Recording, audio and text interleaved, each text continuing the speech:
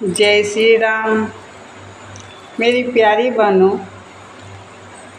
आज हम लोलार का दूसरी कहानी आपके सुनावत है। आइए आप लोग सुनी। लोलार की छठी जब भूखल जाला बहनी लोगन तो एक सुनल जाला। तो पहले आप सभी बहनों का दिल से धन्यवाद, और जो भी हमसे गलती हो के क्षमा आप लोग करी। माफ़ी मांगती हैं आप लोग से। जो भी यदि हमारी वीडियो ना भी पसंद आए तो आप लोग कमेंट बॉक्स में आप कर दें।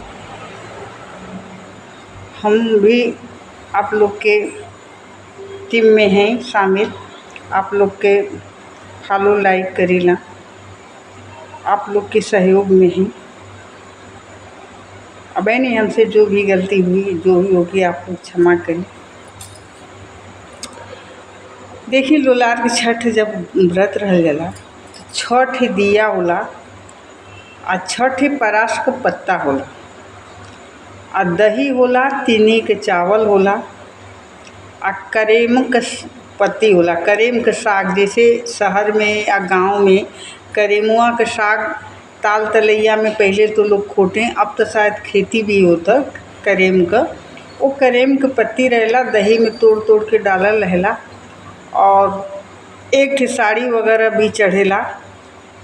नदी के किनारे गोठ लगेला, जैसे जूतिया में गोठ लोग लगावेली बहनी लोगन, वैसे गोठ करके गोल लाई में बैठेली। आई दही भी भैंस का होला, और वही दही जौन है शाम का खायल जाला। तीनी का चावल पका के आ दही। खेत में का कोनो सामान ना खायल जाला। लोलार छठ में खेत में न पैर रखल जाला, आ न ही कोनो चीज़ खायल जाला। कोनो चीज़ यदि खेत में का जैसे गुड़ भैल, चीनी भैल, कौन जो आलू भैल, फलहारी भैल, कौन कुछ ना खाए के पूरे दिन भर व्रत रह के शाम का वही तीनी के चावल, यानी सूर्य डूबले के पहले ही दही भैंस का मिला के और वही खा लेवे आदमी। अच्छा लगे तो, ना अच्छा लगे तो वही भोजन करे के या पानी पी के फिर उनके कल दूसरे दिन सुबह ही पारण करेंगे। तो जब वहाँ गोठ में जाए जाला तो 6 पत्ता रखल जाला। 6 पत्ता रख के 6 पर दही और तीनी के चावल 6 पत्ता पर थोड़ा थोड़ा करके रखा जाए। 6 दिया रही, 6 दिया में दही और तीनी मिला के 6 दिया में रखा जाला। आगे साड़ी वगैरह रख के धूप दीप नैवेद्य वगैरह वे सबसे पूजा करके हाथ जोड़ के बहनी लोगन बैठे ली। यही कहानी होला। तो बहनी लोगन, आप लोग के ज़्यादा समय ना लेते हुए ये कहानी आपके सुनावत बड़े। ये कहानी बा कि एक बुढ़िया रहली, यादव बहनी का। तो वो अपन सास रहली बहनी लोगन, बहनी का यादव ग्वालिन जोन होली बहनी लोगन को, उस रोज़ बेचे जाए दही। तो दही बेचे अली बूढ़ी माई। तो माई घूम घूम के बेचे, और जो उसे अनाज पैसा मिल जाए तो अपन घर गृहस्थी उनकर चले। तो वो लेके अली, लेके जात रही बेचे। आ 6 एक औरत व्रत रहा। कलश की हे बूढ़ी माई, तनी सा दहिया दे दे तू। तो कली है बोनी बटा तो ना भैलम तो कि कहाँ से दी। अब थोड़ी दूर आगे बढ़ल तो एगो बूढ़ औरत एकदम जुलजुल रास्ता में चुपचाप बैठल है। तो अब वो कली कि हे ग्वालिन, कहाँ जात हो, तनी सा दहिया हमके खिया दे तू। तो कली कि अरे हम मंगली और 6 व्रत रही, उनके तो हम देवे ना कैली हैं, तू काहे के आवत हो मांगे। तोके कैसे हम दे दे, जब उनके ना देली तो तोके कैसे दे। बूढ़ पुरानिया हाउ चलले का शक्ति ना, दही खैबो। अब कुछ ना बोलली, अपन चल गईली। अब दिन भर घूमली, उनकर दही बिकेबे ना गई। अब वापस घरे लेके अली।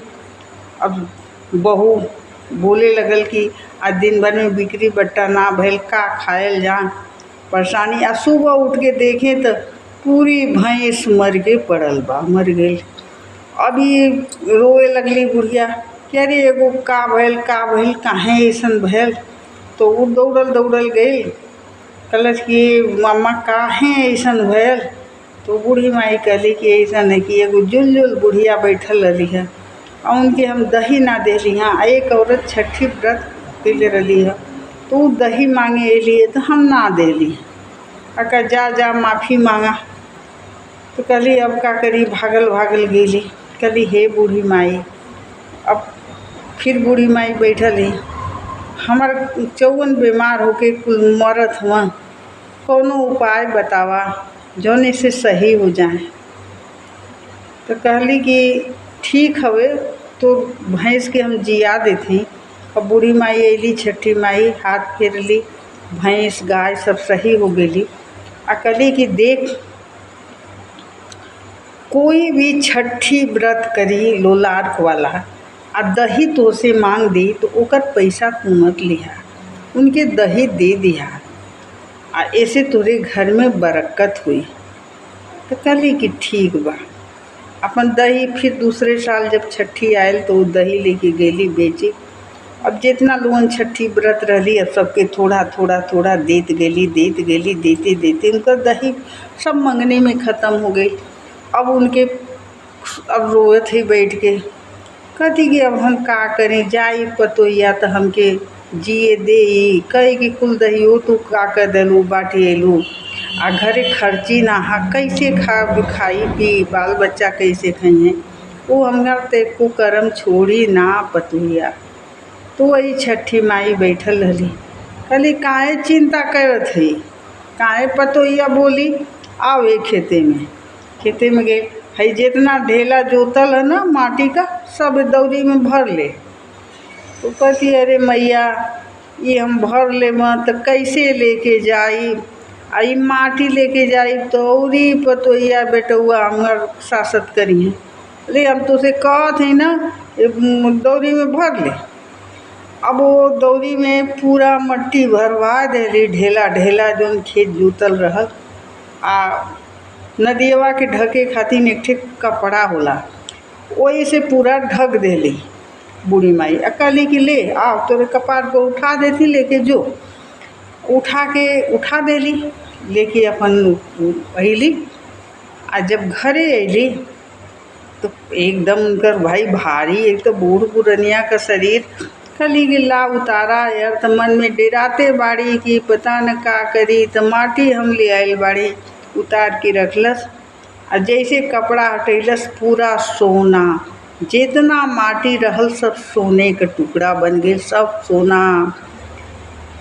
अब पतोहिया कहलस अरे मैया आज का दही ले गेल हुआ, इतना वो रकम इतना रे पूरे जन्म का हम लोग के खाए ले इतना हो रही, तो सोना हो गए।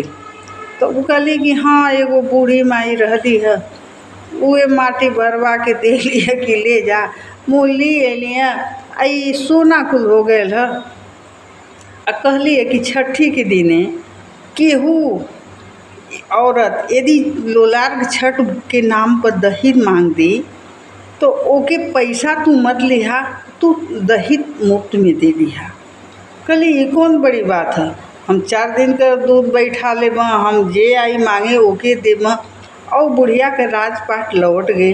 इहे लोलार्क छठ का 3 कहानी होला। एगो ऊँख वाला होला जोन एक ठो लड़का रहल, ओकर दूसरे पार्ट में सुना दे। आ एक ठे कहानी आप डलले ही पहले ही उमन कि बहू के मायके भेज के अब पोता के बलि देत रहना राजा कि पोखरा में पानी हो जाई। और छठी मैया के व्रत के प्रभाव से वो लड़का जिंदा हो गए। तो ये 2 ठो कहानी तो डले रहनी, तीसरी कहानी 3 कहानी होला यहाँ। अब रह गए कि जूत पुत्रिका का जौन कहानी होले वो कल हम आप लोग के प्रस्तुत करब, दूसरे वीडियो में आप लोग के दे बताई।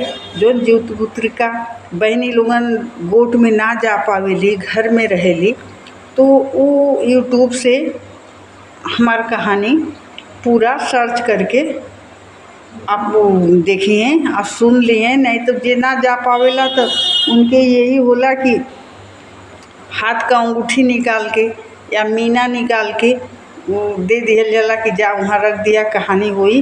तो वही गर्म को कुछ निकाल के दे दिए कि कहानी हुई हमरो संदी, हम तो सुन ना पाओ थी।